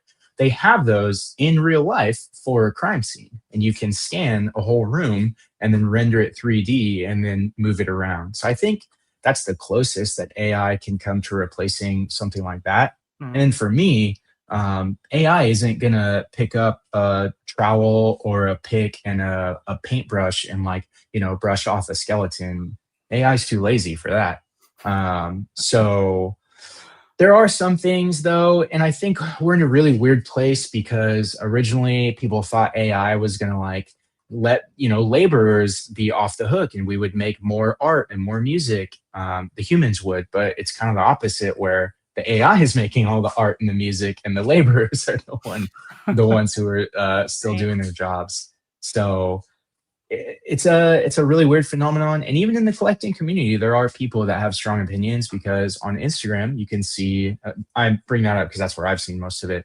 There are people that use AI to do like some stop motion. I wouldn't call it stop motion, but you can take a photo of a figure and then type in a prompt like, I want them to take 3 steps forward and then swing their whip or something like that. Right, And AI will create like a movement or a movie out of a few photos. So there's stuff like that. And I wouldn't say that it's stop motion specifically, because stop motion is a very tedious process. It's a beautiful form of art. I love it, and I've dabbled in it a little bit, but it's absolutely time consuming and tedious. And I don't know that, like, there's certainly a shared culture, like you mentioned Avengers Endgame. And when you started to bring that up as an example, I was thinking like, oh man, when Steve got the hammer and he picked up Mjolnir and everyone cheered, and I was like, in the future that you're talking about, someone's going to be like, hammer? He picked up a rubber chicken. What are you talking about? Right. Like Yeah. that's a real thing. I mean, well, at least in my mind, I feel like that's Yeah. we're only Yeah. a few years away from that. But I think also you can take YouTube as an example, or even TV, which was your example, and shows during that time period that you referenced. If it wasn't good, or quote unquote good, then it wouldn't last. It would get canceled. And then something that was considered good or interesting would kind of make the cut and then become shared culture. So there's certainly going to be a lot of AI slop. We've seen that, a lot, or you can see it still. But I think the AI slop is just really saturating the market right now. And when people start to get tired of it, then it's going to start to be weeded out. And the stuff that's ethically applied or that's entertainingly applied is going to start to rise. Or, for my wrestling fans out there, the cream rises to the top, brother. So I think we're just in a very early period, and same thing happens with most technology. It's kind of like vilified, and then once people learn how to use it properly, then it becomes more useful and more widespread. So the thing with AI is that it's a very condensed and like sped up process. So like you said, in the next like few years, we'll start to see a progress of it, because it's already come so far in like the 2 or 3 years that it's been available to the public. And it's just the curve is like very, very steep. So I think we're going to see a lot of advancement, and hopefully we'll see a lot more regulation, because whereas I do love the AI songs and stuff like that, I don't want to see people out of, I don't want to see people stolen from or like out of a job because of advancements of AI. I'm still, at the end of the day, culture is specifically what I deal in. And I want to see culture preserved and culture grow and culture like expanded. So it's a really, really weird time that we're in with that. Well, and it's like one that I heard that is becoming more of a thing, and it makes sense, right? Like, because if you think about outside of the United States, especially in more like developing world, more of the developing world, they're trying to figure out, how can I hack this for the most money possible? If I can get a stream, so that I've heard there's basically places, and I don't mean to pick on India, like, but that there are specifically India, like, is a big one where you'll have groups where you'll have like a big office building, and that's people's job, is they're trying to figure out how to hack the algorithm to just put enough like kind of garbage AI generated content into YouTube to get it monetized to come back. And so there's been like different hacks where people have, like, I guess, put in George Floyd, because George Floyd is one that's like it like picks up, and I'm sure there's other things like that, but there's like a hot trending like news story where people are picking up, and it's like weird videos that AI is creating just to pick up on those, like those top ones. And is that really adding to the culture, or is that like, people just AI farming and creating like really bizarre content because it's picking up on those hot topics? Because I think it could be cool to what you're saying. Like it could really advance the culture and people could be able to create neat things.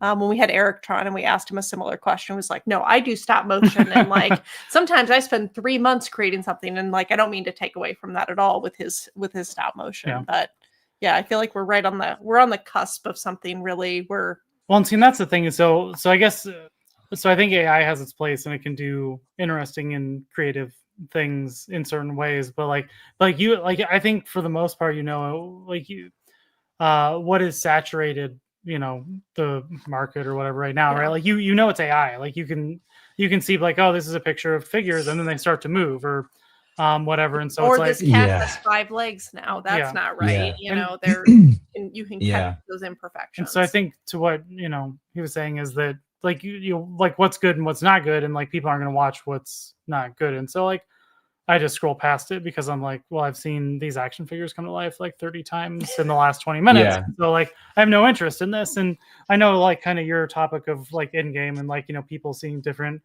versions of movies and stuff. But I'm like, well, how is that published, right? Is that like a movie studio? Or are they publishing those different versions? Because like if you they give rights to that and you can be an AI like content developer and like you are a script, you're your own algorithm or whatever. Because if Netflix is like, hey, we're going to change our model, so like all of our content is AI generated movies based off of user inputs, I'm going to unsubscribe from Netflix because like that's not what I want to see is other people's dumb nonsense, right? Like I also wouldn't go to a movie theater and see like a completely AI generated movie because I don't think it's good enough, especially at the moment. Maybe in 10 years to not have like the things that pull you out of the movie, and so I don't know. Yeah, I think in a place that it could be useful is in action figures, where if there was some way, if you had like a really advanced 3D printer and some software that employed AI, where you could type in a prompt and then you could 3D print your own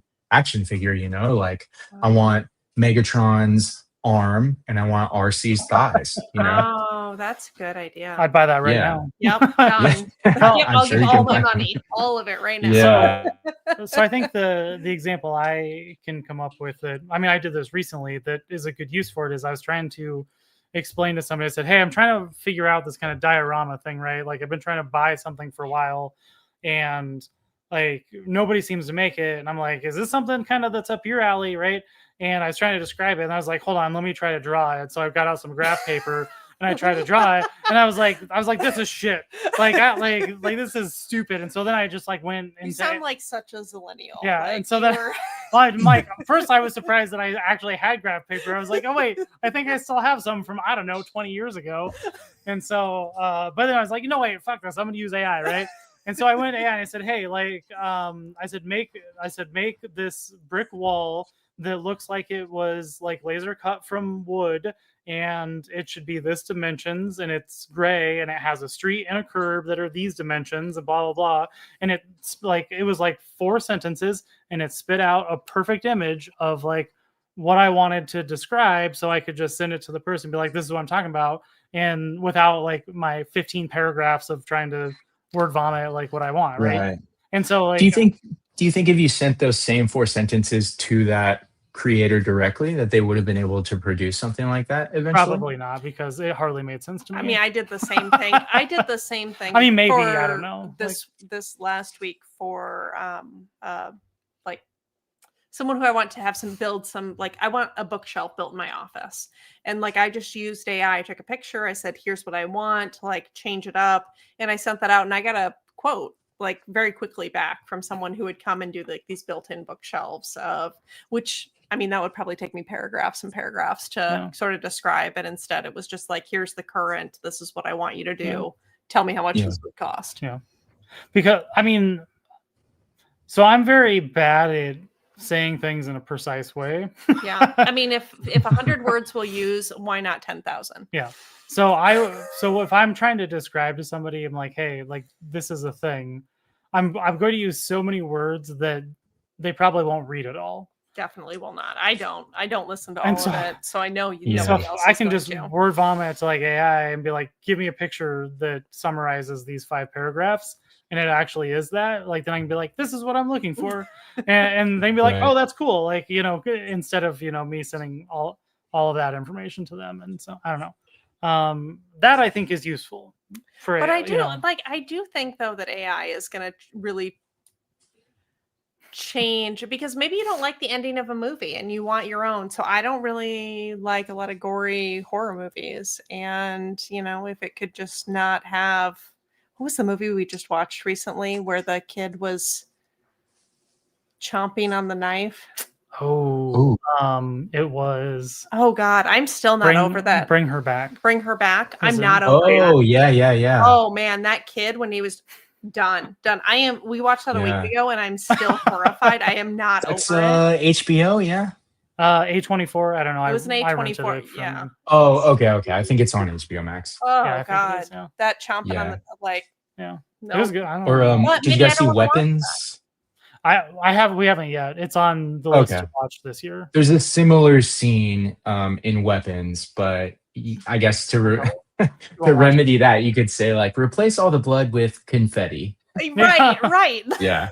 But like if you had the ability to do that, if we're gonna watch a movie and you were like, yeah, I don't want to see any blood, so I'm just gonna type in replace with confetti, I wouldn't watch the movie with you. I know, but I would Like, totally watch I'm like, it. you can watch it. I'm gonna go watch the real movie somewhere else because I don't want to see the confetti. Or Like, you know, Yeah. movies where like you know the pet dies. Like I don't want to watch any movie where the dog dies. It makes me very sad. there's already a website for that. I though, know so. there is a website for that, but if I could just replace that with you know dog, I don't know, with a cat, instead, Yeah. I'd be okay with Or it. so- maybe like a countdown to jump scares, you know, like Yeah. jump scare in 3, 2, and then you're like, So yeah. So I mean, I don't know. Like, I mean, for Maybe it could help it out. I think for certain people like you, like Yeah. something like that could be beneficial, but I don't know. I just find it hard to think that even in 10 years from now that you'll be able to prompt something, it'll be able to just make all those changes on the fly, and it won't take you from the immersive experience, especially like in cinema. Like, because it's like if you take the horror movie we watch and you replace all the blood with confetti. I'm not even saying Like- all the blood. I'm just saying the part where the kid gnawed on the knife. Okay, I'm so like not if you okay with replace that part. replace the knife with like a rubber chicken, we'll call it yeah, he callback gnaws to on a rubber chicken. I'm okay. a with Snicker bar. like I would just be like, nope, you lost me. You know, because like Yeah. it takes all of the, you know, like I mean, there's a special kind The of immersion, you Yeah. get pulled out of it. so Yeah. I do understand what you're saying though, and if it goes that way, yeah, like I think it would take away from like the, you know, cultural unified experience, but I'm just not convinced it'll ever get there. And for some of the voice actors too, you know, we talk a lot about Peter Cullen because Peter Cullen's getting up there, the voice Optimus Yeah. Prime. Like he theoretically with AI, he could never pass away. He could literally always be the voice of Optimus because there's enough of his voice that could just kind of keep going and be reiterated. So like I do wonder if that actually I mean, I don't know what that means for credit and for payments and all those things. Right. They've already replaced him with Thor, so it's fine. Yeah, it's just you know. Well, you guys recently talked about the voice actor for Megatron passing, right? No, Ron Friedman. He was the writer, the script writer. for the original. Oh, that's right. Yeah. Okay. Yeah. For the movie. Like I hope Yeah. Frank Walker hasn't died. I haven't seen No, that I- news. I- yet. I- Sorry. Like, what did you I'm read sure today? he's still very much alive. Yeah. No. Don't I gotta go Google it to make sure. replace that with AI. Yeah. But yeah, I see what you mean. And they kind of did that in the recent Flash movie, the Ezra Miller Flash movie with Christopher Reeves and I forgot the Supergirl actor where they replaced them with AI. Yeah. And like 10 or 12 years ago, they did like a hologram Tupac at Coachella. Do you remember when they did that? Yeah. And they've I done forgot a about hologram tour with Michael Jackson. Yeah. Oh yeah. Yeah. No. So I guess there's versions of that have been used in the past. So maybe right now we're just on. So Frank- Google AI says Frank Walker is still alive. So Okay, good. so Yeah. We're still- Sorry, Frank. Sorry, Frank, if you're watching. But yeah, I mean, I like watching the developments. I would like to see some more regulation on it, but I would like to see it used for something good. Yeah. Yeah. I mean, I've started using AI more with certain things, and Yeah. it's helpful, right? Like, I think if it's used as like a tool to enable, it's great. But if it's like if it's tried to use as something to replace, then I think that's where we'll run into trouble. Yeah. Because every time we try to replace something with something we think that is better, it often doesn't work out. No, there was a lot of movies about AIs and robots, Yeah. like not doing good things. I feel And like that was all the 80s and 90s movies. That's how we get terminated. So fantastic. Well, on that really happy light note, I think good job. Yeah, I know. I'm really good about bringing the mood down. That is my superpower. Way to end on a happy note, Sarah. No, it'll be great. We'll all be able to change the parts of the movies we don't like very soon. No, that sounds like hot garbage.